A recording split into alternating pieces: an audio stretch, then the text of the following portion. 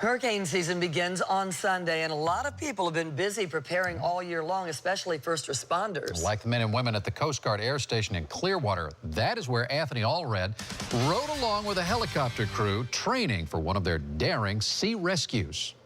The MH-60 Jayhawk is a search and rescue chopper that allows the Clearwater Coast Guard to live up to its motto, anytime, anywhere. Swimmer is coming out your 12 o'clock. You've seen the dramatic video. Something terribly goes wrong. They took a box overboard with them. And before you know it, you're stranded, hoping for divine intervention or the Clearwater Coast Guard to toss you a lifeline. Last year, we saved over 1,500 lives and saved property. You know, we also, stopped the illegal drugs coming in as well. So we stay pretty busy at this air station. So we wanted to know, what does it take to coordinate a rescue?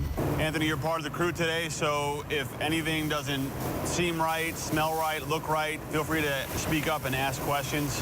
Don't be afraid to do that. With the mission planned in hand, I set out to do search and rescue training in the Gulf of Mexico. Our area of responsibility is all the way from Savannah, Georgia, and covers both coasts of Florida, the east and the west coast, as well as the Keys, all the way up to Apalachicola, Panama City area. But on this day, the destination, St. Pete Beach, a couple of miles out from Johns Pass. When we get on scene, we'll be about 300 feet, 3 to 4 foot seas, and about 10 to 15 knots of wind.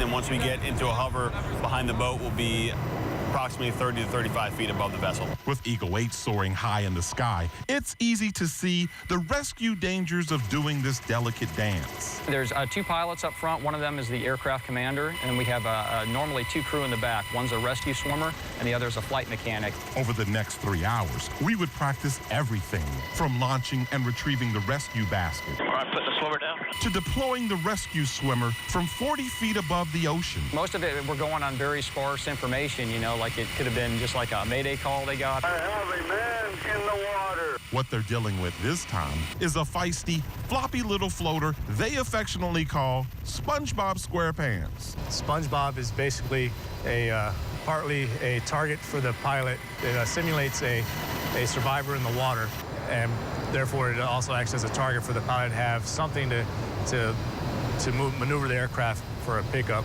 It gives the swimmer something to swim towards. It gives me something to con the aircraft towards. The training is immense, and so are the dangers for the Clearwater Coast Guard during hurricane season. You can't prepare for everything, but when you practice a lot and you practice to do it right a lot, when things don't go quite the way you want, you're able to deal with surprises a little bit better when you're prepared. The Clearwater Coast Guard will do this type of training 3 to 4 times a week.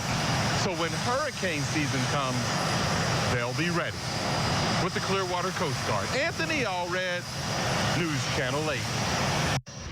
Well, it ought to make you feel better knowing those guys and gals out there doing that great work. So get ready for our hurricane season by watching Surviving the Storm, a Storm Teammates special this Saturday night at 7 o'clock right here on News Channel 8.